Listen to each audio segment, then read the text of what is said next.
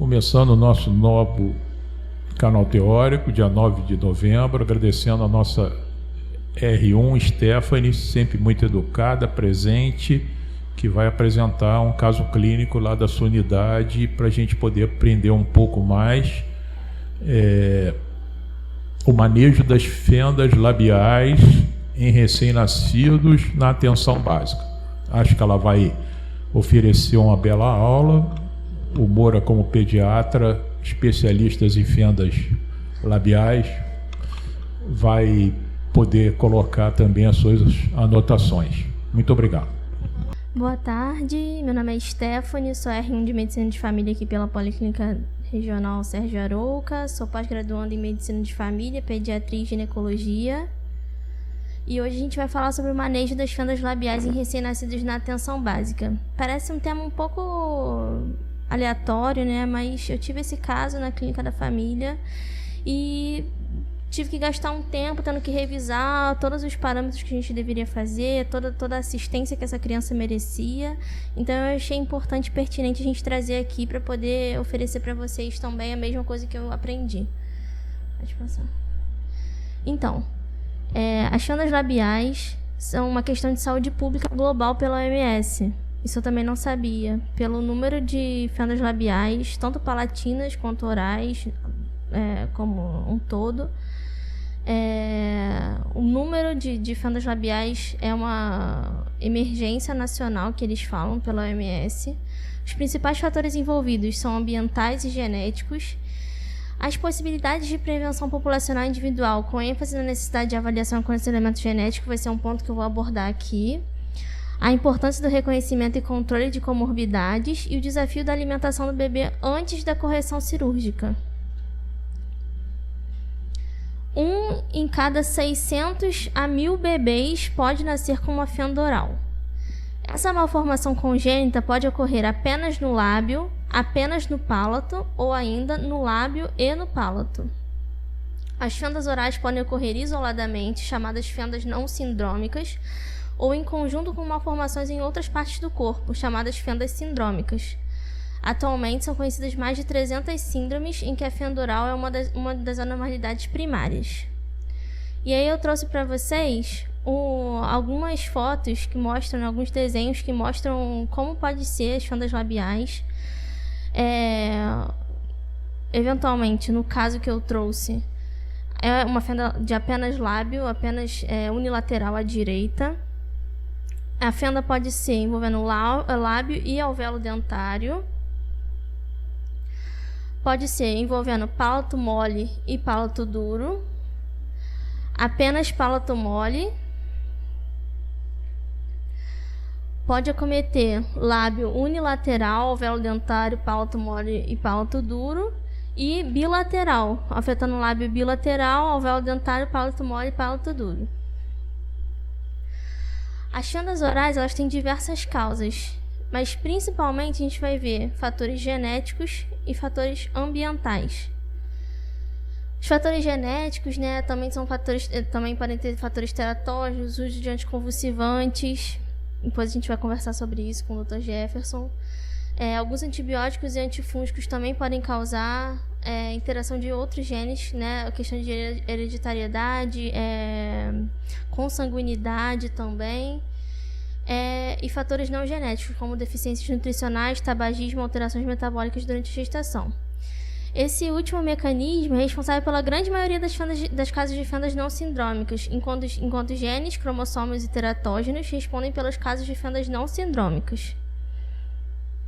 Aqui eu trouxe para vocês, são 4 slides que mostram algumas das principais causas. Por exemplo, a síndrome alcoólica fetal, além da fenda oral, né, ela também apresenta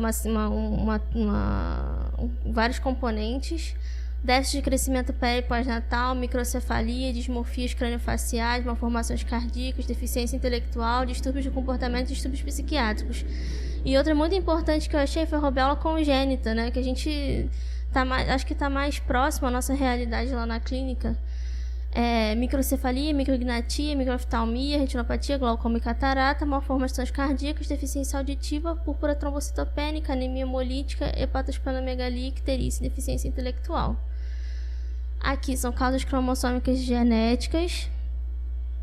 Não vou ler isso tudo, mas tem algumas síndromes aqui. Síndrome de Apert, síndrome de Charge. Aqui, síndrome de Kalman, que é uma coisa que eu estudei muito durante a faculdade, principalmente para o pré-vestibular, na parte de gineco. Né, que tem aquela característica da anosmia, que é uma característica que cai muito em prova e tudo mais. Também pode ser algo associado a fenda oral. Pode passar. E aqui também algumas outras síndromes que podem causar fenda oral com as suas componentes também que compõem a síndrome. Pode passar. Então, aí agora o que realmente importa pra gente, né? Existem 2 estratégias de prevenção das fendas labiais. A educação da população para que evite situações de risco e o aconselhamento genético para as famílias que já apresentam história de fenda oral na família. Então, antes de engravidar, período pré-concepcional, o que é importante a gente avaliar? O casal é consanguíneo? Ou seja, existe história familiar de fendas orais ou de outras malformações congênitas em pelo menos 3 gerações? Se sim, encaminhar para consulta de aconselhamento genético. Orientar sobre os riscos relacionados à gravidez a partir dos 40 anos. Orientar a realização de exames de saúde geral e ginecológicos para diagnosticar, tratar e controlar problemas como anemia, elevação do colesterol, diabetes, alterações de tireoide, DSTs e STs, né? Se a mulher faz uso de anticonvulsivantes, encaminhar ao neurologista para verificar as opções de medicamentos durante a gravidez. Eu vi que a fenitoína é uma medicação que largamente utilizada, mas que pode dar fenda oral na criança e outras síndromes também que compõem a fenda oral. E suplementar ácido fólico, né, para prevenir os distúrbios de formação de tubo neural. Pode passar. Durante a gravidez, o que é importante? Aconselhar a abstenção de cigarros e bebidas alcoólicas e consumo de drogas ilícitas em qualquer quantidade, tá? Eu sei, até minha mãe mesmo, quando estava grávida do meu irmão, ela adorava beber mouse beer e ela me perguntava, mas será que não pode? Nem um pouquinho? Eu, não, mãe, não pode nem um pouquinho, nada. Controlar doenças crônicas ou doenças desenvolvidas durante a gestação, especialmente diabetes e obesidade. Corrigir o baixo peso e deficiências nutricionais, especialmente relacionados ao ácido fólico. Aconselhar medidas de proteção contra infecções virais, como a rubéola, que a gente conversou, e orientar sobre os riscos de automedicação, de exposição a solventes e pesticidas de uso agrícola como medida geral de proteção contra malformações congênitas no bebê. E evitar principalmente medicamentos à base de ácido retinóico. Em tratamentos dermatológicos tem muitas pomadinhas, né, de ácido retinóico que a gente usa, mas que não pode. Ácido valproico e a fenitoína, como eu falei, né, para prevenir crise convulsiva, epilepsia em geral. Mas a gente precisa do médico assistente, do dermatologista e do neurologista para acordarem esse tratamento melhor para a gente. Então, a fenda, no geral, é um problema principalmente para a alimentação do bebê. Prejudica a nutrição, o crescimento e o desenvolvimento. Além disso, podem ocorrer distúrbios respiratórios, da fala e da audição, infecções repetidas, alterações odontológicas, problemas emocionais, sociais, educacionais e com autoestima. Isso aqui foi uma coisa muito interessante que eu achei. Diversos estudos mostram que a taxa de mortalidade de doença mental em pessoas com fenda oral são maiores que a de pessoas sem esta malformação. Além disso, existem evidências de risco aumentado para vários tipos de câncer, entre os quais mama, sistema nervoso central e cólon. Isso eu só tinha essa menção. Eu não fui a fundo, mas eu fiquei curiosa para saber por quê, assim, qual seria a relação. E também esse risco é maior para familiares de pessoas com fendas orais. Em geral, o tratamento é multidisciplinar, envolve o cirurgião pediátrico, o fonoaudiólogo, o odontologista, o psicólogo, o enfermeiro e assistente social. E apesar de ser uma malformação muito frequente, não existe consenso a respeito do período em que tem que ser feita a cirurgia de correção. A gente admite que seja realizada entre 2 e 6 meses de vida, e a primeira cirurgia do palato, né, essa aqui é a fenda oral, fechamento do lábio e aqui do fechamento da primeira cirurgia de palato entre 6 e 18 meses. E o objetivo é monitorar o crescimento e desenvolvimento, prevenir comorbidades, né, anemia carencial, otite de repetição principalmente, infecções de viárias superiores e pneumonia aspirativa.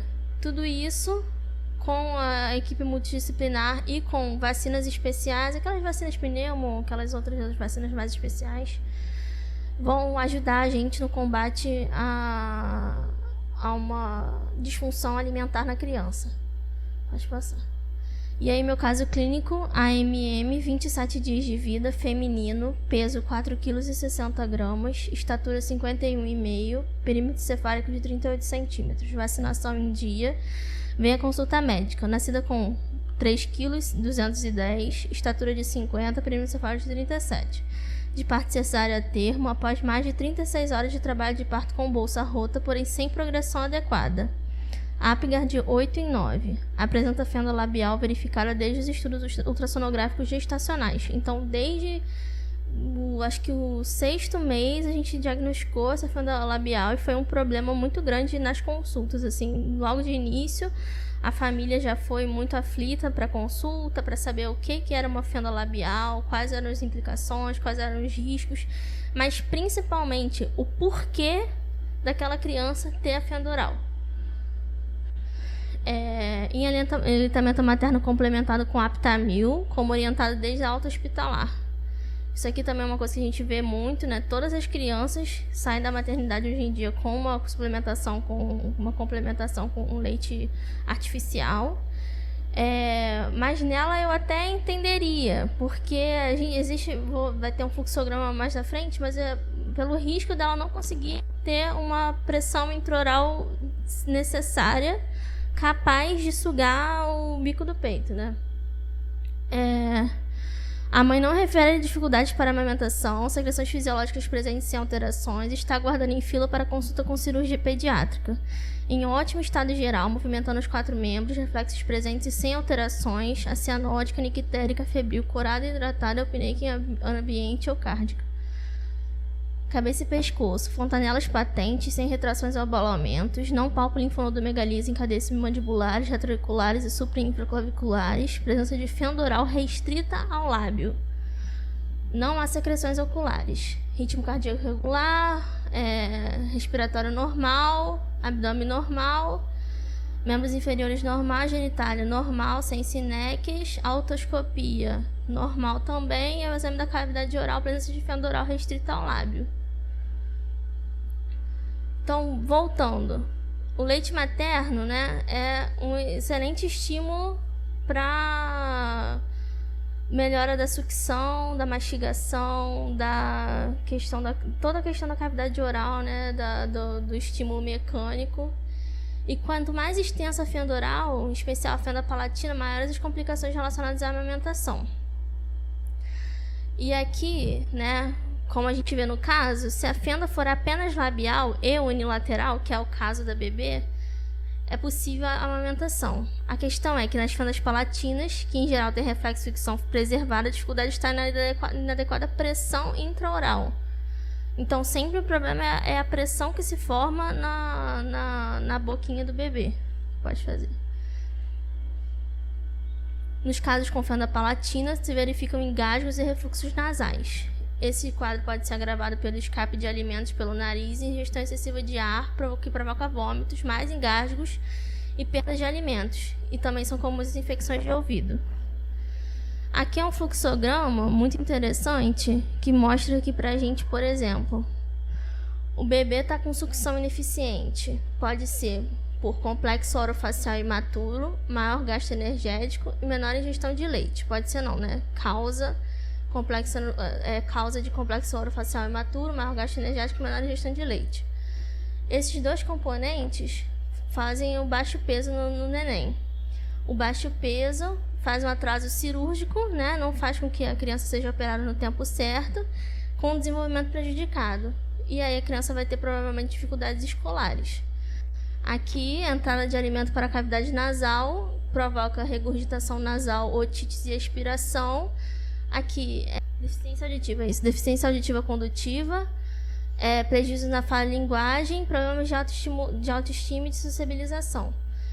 Aqui, aspiração, pneumonia, hospital, prejuízo na fala e na linguagem, problemas de autoestima e sociabilização. Pode passar.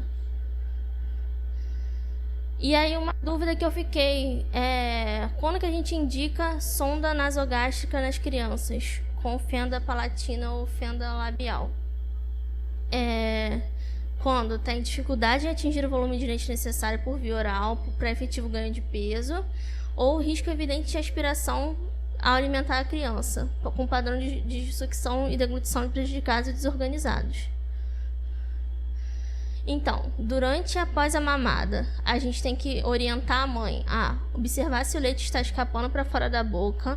Caso isso aconteça, mudar a posição do bebê para tentar melhorar a pega.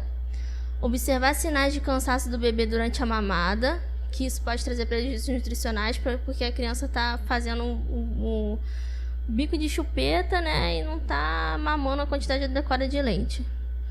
Controlar o tempo da mamada, que não deve ultrapassar 40 minutos, 20 minutos em cada mama, que também pode ser avaliado pelo pediatra, enfermeiro ou fonoaudiólogo. Orientar a mãe a oferecer as 2 mamas, com a posição do bebê alterando entre elas. E é natural que o bebê demore alguns dias para aprimorar a sucção e se adaptar ao aleitamento materno ao seio. A mãe deve ser orientada sobre isso para que não desista. E aqui os 2 últimos slides que mostram para mim um algoritmo para detecção de riscos durante a alimentação. Então, existe cianose, tosse ou engasgo? Se sim, investigar a etiologia primária, né, a causa dessa cianose, tosse e engasgo, e além das relacionadas à fenda. Existe terapia específica? Sim, tratar. Se não, avaliar a deglutição. Se anormal, sonda nasogástrica. Se normal, decisão sobre o método de alimentação. E aí, aqui lá em cima, se não existir cianose, tosse ou engasgo, fluxograma 3. Existe leite materno disponível? Se sim, incentivar a amamentação ordenha. Existe leite materno disponível? Se não, administrar a fórmula padrão para os primeiros 6 meses. Então, assim, por esse fluxograma, nem precisaria do leite artificial, né, que foi prescrito durante a alta. O ganho de peso está adequado? Se não, a fórmula está preparada adequadamente? O leite materno está administrado corretamente? Se sim, introduzir fórmula hipercalórica. O ganho de peso está adequado? Se sim, manutenção em segmento. Se não, sonda nasogástrica. Aqui em cima, se o leite não for preparado adequadamente, se não, corrigir. O ganho de peso está adequado? Se sim, manutenção em segmento. Se não, introduzir fórmula hipercalórica e sonda nasogástrica também. Então, assim, o que a gente... Acabou. O que a gente, né, conclui desse trabalho? Que a gente tem que sempre orientar a mãe de que o bebê ele pode ter dificuldade para sugar o seio e tudo mais, mas que isso, hoje em dia, não precisa mais daquela plaquinha que antigamente a gente passava. O Moura até estava me explicando aqui que não precisa da plaquinha porque dava muita candidíase e tudo mais, então os prejuízos eram maiores do que os benefícios. A gente tem que orientar a mãe a não desistir, a amamentar sempre, a ser forte, porque todo mundo vai olhar para a criança e vai fazer algum comentário, alguma coisa desagradável, assim, e a gente tem visto isso até mesmo nas consultas lá da clínica. Chegam as pessoas para falar, ai, que criança linda, e para no linda e fica olhando com uma cara estranha, sabe? É muito desconfortável, e a mãe, a gente percebe isso, que ela tem uma dor no coração e que ela quer incessantemente que essa cirurgia saia logo, sabe? Então, eu acho que a gente precisa dar o suporte necessário, multidisciplinar principalmente, psicólogo para a família, fonoaudiólogo, fisioterapia, pediatra. Lá a gente conta com o pediatra do NASF, a Cris e a dona Beth. Então, isso ajuda bastante. E encaminhar para a cirurgia pediátrica mesmo. E lá também a gente tem o dentista, então isso também ajudou bastante. É isso.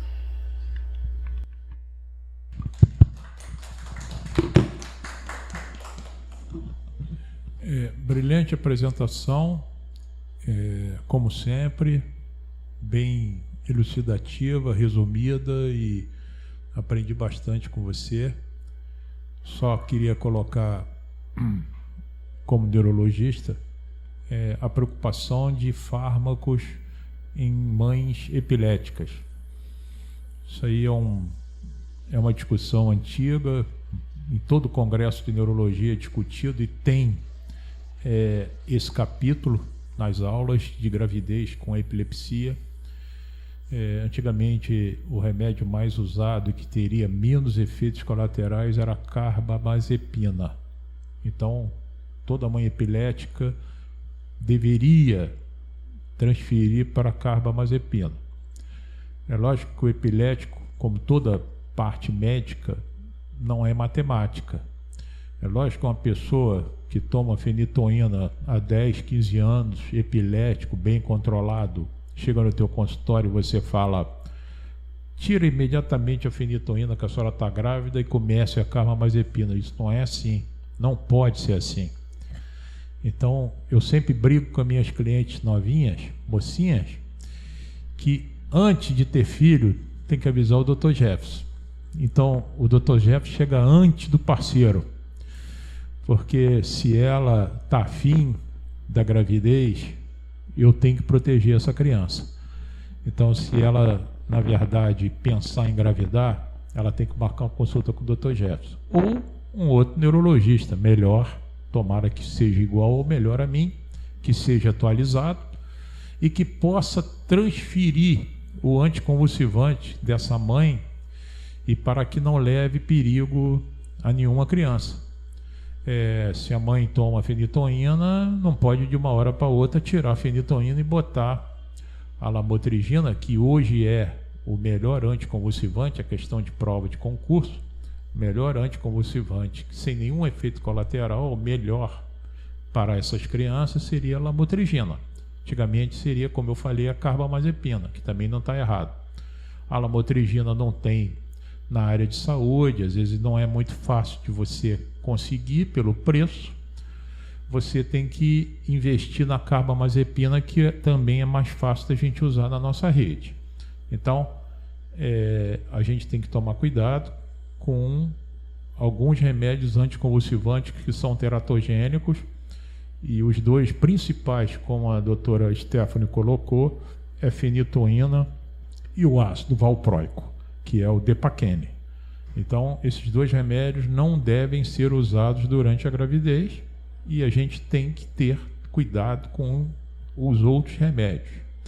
Não é só os anticonvulsivantes, os antidepressivos. Às vezes tem grávidas e mães que são muito deprimidas, tomam antidepressivo, também tem que tomar cuidado. O que é melhor é não usar nenhum remédio durante a gravidez, mas a epilética não pode ficar sem remédio e com a barriguinha dela lá tendo convulsão. Então a gente tem que usar o antiepilético sempre com cuidado do que a gente está conversando. O que eu entendi na aula explícita pela doutora Stephanie, que esse tratamento é um tratamento multiprofissional, né, Moura? Moura, eu quero ouvir Moura depois em relação a isso. Não é só o pediatra. O pediatra precisa de pessoas do lado dele. A fono seria um papel fundamental para auxiliar o pediatra na deglutição. Eu vejo isso em doentes adultos no hospital, que tem broncoaspiração, que tem demência e fazem disfagia com facilidade. A fono auxilia a gente na decisão de sonda interal e até gastrostomia. Então eu acho fundamental que a nutrição, que a fono, que a psicóloga, e especialmente o pediatra, caminhem junto no tratamento do lábio, que eu entendo, né, Moura? Eu acho que essa decisão não é única. E a cirurgia pediátrica, como bom cirurgião, pensa muito com a mão, né? Cirurgião não pensa muito em cuidados. Não é que ele não seja mau médico, mas ele tem uma atitude cirúrgica. E até chegar nele, eu acho que o pediatra, com essa equipe multiprofissional, vai ajudar na decisão da indicação cirúrgica. Não sei se eu estou falando besteira ou não, né, Moura?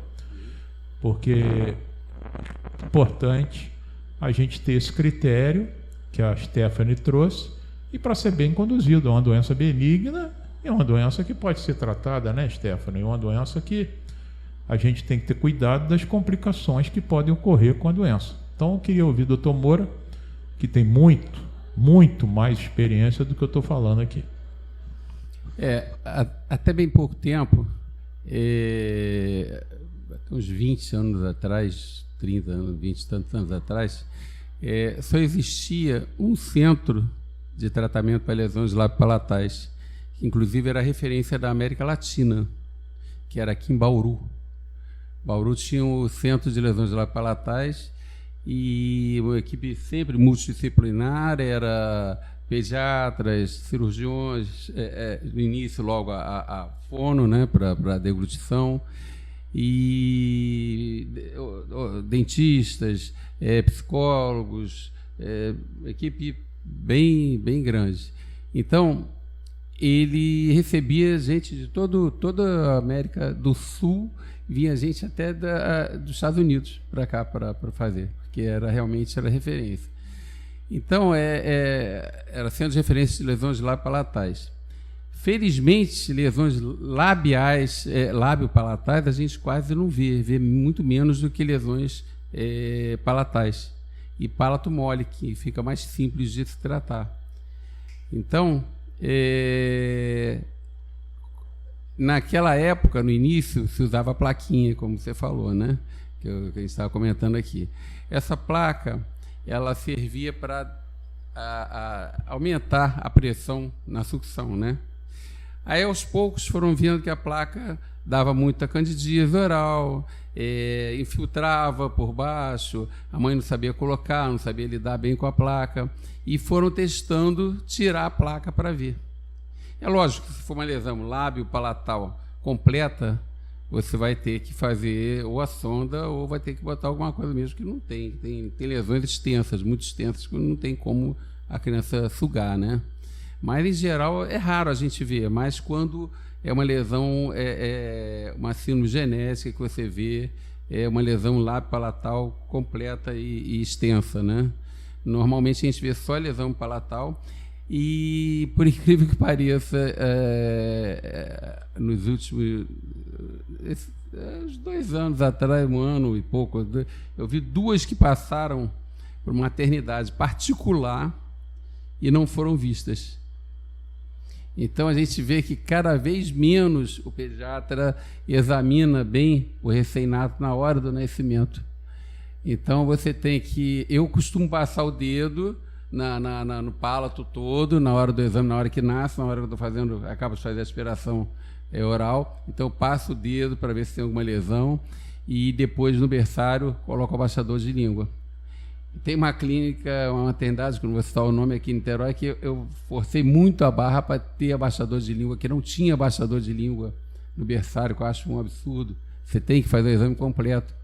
Então, as pessoas fazem o exame, ausculta cardíaca, ausculta pulmonar e tal, vê, a grosso modo, se não tem nenhuma malformação, e dali passa a visita de alta e manda embora. Então, se passaram, uma eu peguei no meu consultório, outra já veio que a tia, por acaso, era dentista e viu que a criança estava com uma certa dificuldade, foi examinar a boquinha e viu que tinha lesão. Era uma lesão de palato mole, mas atrapalhava bastante, né? As 2 estão sendo tratadas aqui. Hoje a gente tem centro de lesão lábio-palatal, depois de Bauru. O primeiro foi, se não me engano, se não falha a memória, foi Loreto, na Ilha. Depois, o Fundão e a UERJ montaram o Centro de Lesão Lábio-Palatais. A UERJ tem sido muito boa, eu não tenho muita experiência com o Centro de Lesão Lábio-Palatais do Fundão, da UFRJ. Mas da UERJ, eles têm feito um trabalho muito bom. E essas 2 crianças estão fazendo tratamento lá. E, por ser só palatal, elas vão operar com 1 ano. As 2 operam com 1 ano. Tá? Se fosse uma fenda labial, seria mais cedo um pouco, né, a correção. Em torno de 6 meses. Mas, como é palatal, elas estão fazendo, não tem plaquinha, não tem nada, estão sugando bem, foram orientadas pela fono e a sucção está boa, estão pegando peso normal, está tudo normal, então está indo muito bem. Tá? Agora, quanto à recuperação, o prognóstico é muito bom. Mesmo sendo lesão lábio-palatal, eles têm cirurgiões plásticos. Lá em Bauru tinha cirurgião plástico para a parte estética, né? Eles faziam a correção toda cirúrgica e depois faziam a parte estética também. Então, eram 3, 4, 5 cirurgias que faziam para até chegar a ficar perfeito, né? Principalmente quando tinha lesão que envolvia a parte odontológica, né? Sendo essas lesões só do palato, geralmente é uma cirurgia, no máximo, se for palato duro também, 2 cirurgias, mas a primeira já resolve tudo. É mais simples de fazer. Hoje está muito desenvolvido. Tá. Moura, vou fazer uma pergunta. A criança já nasceu com esse diagnóstico e quase todas as mães muito aflitas. Quando indicar a cirurgia? Você diz da correção? Olha só, primeiro a gente encaminha... Porque mãe sabe como é que é, né? A criança nasceu hoje, se ele puder operar hoje mesmo, já seria uma boa para corrigir. A gente encaminha... Queria te perguntar em relação a isso. A gente encaminha para UTI só para ter uma... Não ter o perigo de aspiração, a mãe fazer alguma coisa errada, e da fono orientar a mãe quanto à sucção, né? Então, a mãe é orientada quando ela já sai com a orientação e já é encaminhada para esses centros que eu falei, né? Aqui no Rio, Loreto, o FRJ ou o ERJ. E a cirurgia, geralmente, quando é só no palato, é com 1 ano. Eles só operam com 1 ano. Antes de 1 ano, não opera. Agora, se for labial, aí é anterior. 6 meses mesmo, em torno de 6 meses por aí, eles fazem... Mas aí faz mais de uma. Não faz só uma, não. Não corrige tudo de uma vez, não. Então, eu entendo que pelo menos, no mínimo 6 meses, não tem cirurgia. Não, se for labial, 6 meses. Agora, se for no palato, 1 ano. Antes de 1 ano, eles não fazem cirurgias nem... A mãe fica... Mas a mãe é muito bem orientada, tem psicólogo, tem uma equipe multidisciplinar, ela vai periodicamente lá, tem as consultas. A orientação é muito boa. A equipe da UERJ, do Fundão e do Loreto, eles têm... Todas elas têm multidisciplinar. É multidisciplinar. Ok. Stephanie, quer falar mais alguma coisa? Alguém tem alguma dúvida, tem alguma pergunta em relação a isso? Não. Moura, quer comentar mais alguma coisa? Vocês já pegaram alguma... Não. Mas vão pegar ainda. O Mimil pega ainda. Tá bom. Infelizmente, eu estou com 2 agora no consultório e as 2 estão... Diferença de 1 mês de diferença de idade, mas estou com 2. Nunca... A gente diz que as síndromes, essas coisas raras, nunca vêm sozinho. Você pega uma hérnia, uma apendicite, você pode esperar que venha outra atrás. Então, sempre é um negócio incrível, mas sempre acontece repetido. Isso aí que você está falando é uma verdade mesmo, hein? Sempre acontece. Você vê um caso no consultório muito raro, na semana que vem você vê o outro igualzinho. Outro caso raro, Parece que eles... Vamos de uma vez, marca 2 consultas, essa hoje e uma semana que vem. É interessante. Entendi, interessante sim. O Moura falou uma verdade que eu observo também. Bom, nossa aulinha acabou e eu acho que foi muito boa. Stephanie, brilhante como sempre, muito educada e é um amor de pessoa. Muito obrigado a todo mundo e vamos tranquilamente para as nossas casas e nos preparar para a semana que vem. Um abraço em todos.